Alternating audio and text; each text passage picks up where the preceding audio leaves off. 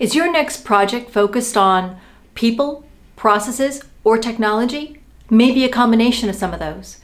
Well, I'm here to talk about organizational change and how it can benefit your project if you focus on all three. I know that sounds like scope creep, but actually it can improve your ROI, your sustainability, and your customer satisfaction. And I'm going to tell you more about that coming up next on ProjectSkillsMentor.com. Well, hi, I'm Liz, the Project Skills Mentor, and I talk about project management, team building, and how to make you successful at project management. When we talk about organizational change management, what are we talking about? Essentially, it's the culmination of a technology, process, policy, people, and roles change. Synchronicity between all of these aspects of your project. Projects that deal with organizational change as part of their project brief are more successful. Data to back that up is clear. In fact, if you haven't checked out my blog, check out the link below and you can see more details. So let's take an example. Perhaps you're working on a technology process change, maybe a new CRM system, a customer relationship management system. If you also look at how the roles that support that system interact, how those individuals are governed by policies, and how CRM systems can give them the ability to be more autonomous in terms of making good decisions for the customers, you can actually see an impact not just in putting in a much slicker system, but actually helping the people who work in that system to be more interactive with the customers and have a higher job satisfaction value. But by doing that, you actually are creating on the front end higher client satisfaction, customer satisfaction for their end customer. That's a win-win if ever I heard of one. So how does a project manager incorporate the larger scope of organizational change in their project? Well, first of all, you'll need to put it in your project charter and make sure your solution is validated by your stakeholders. But next you need to put it into your project. And how do you do that? Let me give you 6 steps. 1, project culture. While you're trying to change something outside the project, your product and outcome, you'll need to change your project culture a little bit. And that's important. Changing your project culture to have this more holistic, inclusive viewpoint is important. And I've got a video all about project culture and how you can change it, or at least help it change.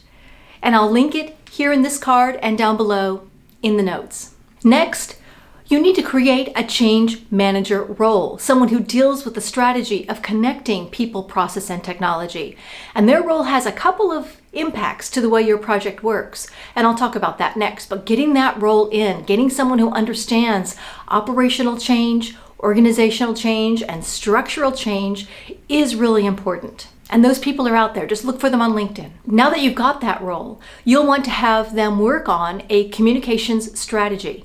This is really important because it basically ties all these pieces together in a way that communicates to your stakeholders. That's the end user in my hypothetical CRM system, but also to the team to make sure they understand how all these pieces are going to come together. Related to that, you're going to want to create campaigns, communication campaigns that help to launch this bigger, better idea. It doesn't have to be big bang necessarily. It can come in stages, sort of an MVP approach if you're using that.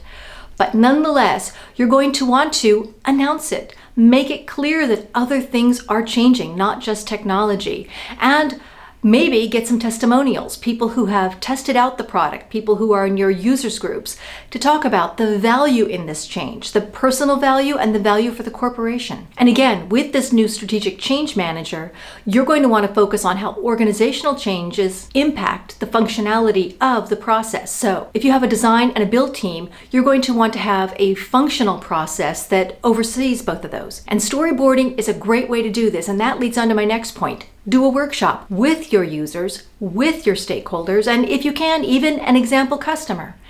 Because that will help you make sure that this complete alignment of the organizational change is realistic and sustainable and can take effect, will be adopted by the different users involved. And one of the things about these changes is it can be far-reaching.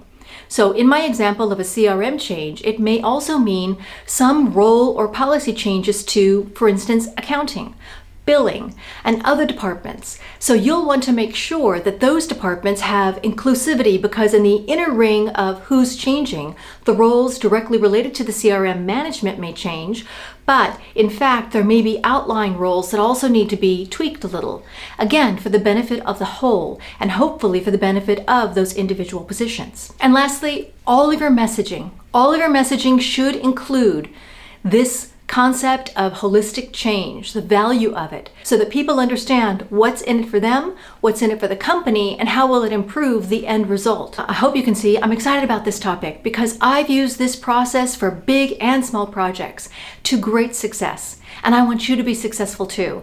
In fact, if you'd like me to be more successful, you can give this video a like, subscribe, and consider sharing this video with someone on your team as you prepare for your next big organizational change management project.